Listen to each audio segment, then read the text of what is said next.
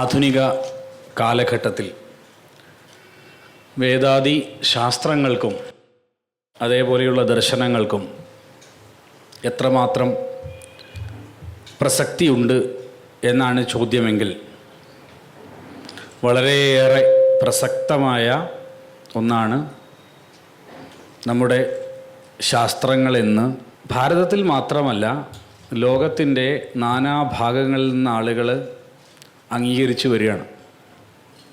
അത് നമ്മളെ സംബന്ധിച്ച് പറയുന്ന ഒരു മഹത്വവൽക്കരിക്കലല്ല. യാഥാർത്ഥ്യം എന്ന് പറയുന്നത് എത്രയോ നെടുനാളായുള്ള നിരവധി സംസ്കാരങ്ങൾ ലോകത്ത് ഉണ്ടായിട്ടുണ്ട്. അപൗരുഷേയമായ വേദങ്ങൾ സൃഷ്ടിയുടെ തുടക്കത്തിൽ ഉണ്ടായതാണെന്നും അത് ഋഗ്വേദത്തിൻ്റെയും മയാചാര്യൻ്റെ സൂര്യസിദ്ധാന്തത്തിൻ്റെയൊക്കെ അടിസ്ഥാനത്തിൽ 197,85,3117 വർഷമായെന്നാണ് സങ്കല്പപാഠം ചൊല്ലുന്ന ഒരാചാര്യൻ, ഒരു യജ്ഞാചാര്യൻ തുടക്കത്തിലെ പറഞ്ഞു വയ്ക്കുന്നത്. ഇത്രയധികം പഴക്കം വന്ന ഒരു സംസ്കാരം ഒട്ടും ലോപമില്ലാതെ അഭംഗുരം ഇന്നും നിലനിൽക്കുന്നു എന്നത് തന്നെയാണ് ഏറ്റവും വലിയ അത്ഭുതം. ഈ ലോകത്ത് അനിവാര്യമല്ലാത്തതൊന്നും നിലനിൽക്കില്ല. എന്ത് അനിവാര്യമല്ലയോ അത് നിലനിൽക്കില്ല. ഈ ലോകത്തിന് അനിവാര്യമായത് മാത്രമാണ് നിലനിൽക്കുന്നത്.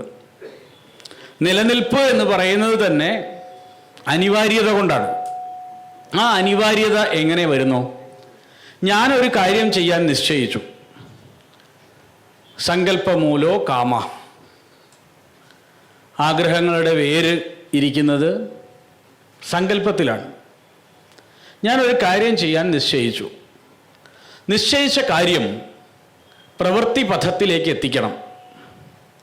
അതിനെനിക്ക് നിരവധി ആളുകളുടെ സഹായം ആവശ്യമുണ്ട്. ഞാനെന്ന് പറയുന്നൊരു വ്യക്തി കൊണ്ടല്ല ഒരു കാര്യവും പൂർത്തീകരിക്കുന്നത്. അത് പൂർത്തീകരിക്കാൻ നിരവധി ആളുകളുടെ സഹായം വേണം. ആ സഹായങ്ങളെല്ലാം ഒത്തൊരുമിച്ച് വരണം. ആളുകൾ ഉണ്ടായാൽ പോരാ, അത് ഒത്തൊരുമിച്ച് വരിക എന്ന് പറയുന്ന ദിവ്യമായ ഒരു പ്രക്രിയ കൂടി നടപ്പിലാവണം.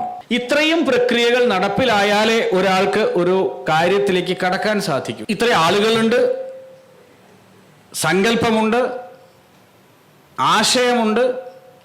ഇനി അത് നടപ്പിലാക്കുക എന്ന് പറയുന്ന വലിയ പ്രക്രിയ നമ്മളെ മുമ്പിൽ ബാക്കിയാണ്. അത് ചെയ്യുന്നത് ആരാണ്? അതിൻ്റെ സഞ്ചാലകൻ ആരാണ്?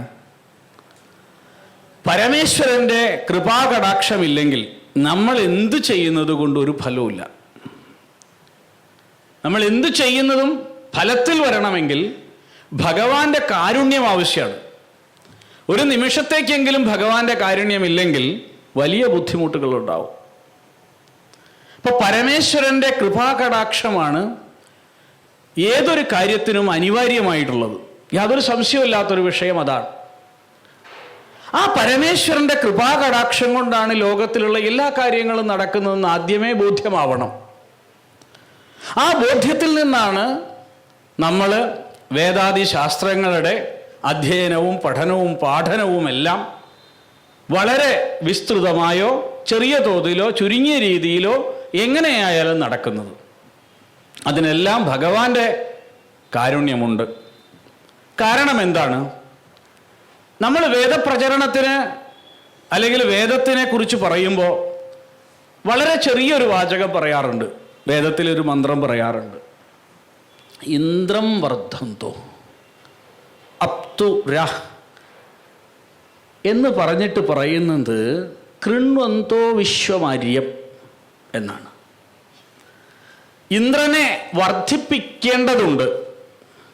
ഏത് ഇന്ദ്രനെ ആര് വർദ്ധിപ്പിക്കണം? നമ്മുടെ ഓരോരുത്തരുടെയും മനസ്സിൽ നിന്ന് എടുത്തു കളയേണ്ട, വധിക്കേണ്ട ഒരു കാര്യമുണ്ട്. അതെന്താണ് എന്ന അടുത്ത വാചകം അപഘ്നന്തോ അരാവണ എന്നാണ്. നമുക്ക് വധിക്കേണ്ടതുണ്ട് കാമ, ക്രോധ, ഈർഷ്യ, ലോഭ തുടങ്ങിയ വിശേഷങ്ങളെ. അതിനെ വധിക്കാത്ത പക്ഷം ഒരിക്കലും കൃണ്ണുന്തോ വിശ്വമാര്യം എന്ന പദ്ധതി നടപ്പിലാവില്ല. നമ്മൾ നോക്കിയിരുന്നത് നമ്മുടെ ഉള്ളിലേക്കാണ്, നമ്മുടെ ആധ്യാത്മികതയിലേക്കാണ്. എവിടെയാണ് നമ്മുടെ എല്ലാവിധത്തിലുള്ള ഐശ്വര്യങ്ങളും നമ്മൾ ഉണ്ടാക്കിയത്? ഭാരതം എന്ന് പറയുന്ന സർവ്വ ഐശ്വര്യങ്ങളുടെയും കേദാരമാണ്. ലോകത്തിലെ ഏറ്റവും വലിയ പണക്കാരൻ എന്ന് പറയുന്ന തിരുപ്പതി വെങ്കടാചല ഭഗവാനാണ്. അത്രയും വലിയ പണക്കാരനായ ഒരു ഭഗവാനുള്ള ആളാണ് നമ്മൾ. ഇതെല്ലാം പക്ഷേ ഭൗതികമായ ഐശ്വര്യങ്ങളാണ്. ഈ ഭൗതിക ഐശ്വര്യങ്ങളുടെ പോലും ഹേതു എന്താണ്? എപ്പോഴെല്ലാം ഭാരതത്തിൽ ഒരു ഉയർച്ച ഭൗതികമായിട്ടുണ്ടായിട്ടുണ്ടോ, അതിൻ്റെ കാരണഭൂതമായ വേദങ്ങളെയും ആധ്യാത്മികതയും എപ്പോഴൊക്കെ നമ്മൾ മറക്കാൻ ശ്രമിച്ചിട്ടുണ്ടോ, അപ്പോഴെല്ലാം തിരിച്ചടികൾ ഉണ്ടായ ചരിത്രമാണ് സായണാചാര്യൻ മന്ത്രിയായിക്കൊണ്ടുണ്ടായ വിജയനഗര സാമ്രാജ്യത്തിന് വരെ ഉണ്ടായത്. ആ വരെ എന്ന വാക്കിന് വളരെ പ്രാധാന്യമുണ്ട്. കൃഷ്ണദേവരായരുടെ കാലത്തുണ്ടായിരുന്ന വിഖ്യാതന്മാരായ എല്ലാ പണ്ഡിതന്മാരെയും കേരളത്തിലെ പണ്ഡിതന്മാർ പോലും ചേർന്നാണ് സായണ ഭാഷ്യം തയ്യാറാക്കിയത്. സായണ ഒരു മിനിസ്റ്ററാണ്, അയാൾ നേരിട്ട് അത് എഴുതി എന്നൊരിക്കലും വിചാരിക്കരുത്. അദ്ദേഹത്തിന് ഇത്രയധികം ആളുകളുടെ സഹായം കൊണ്ടാണ് അദ്ദേഹം അത് ചെയ്തത്.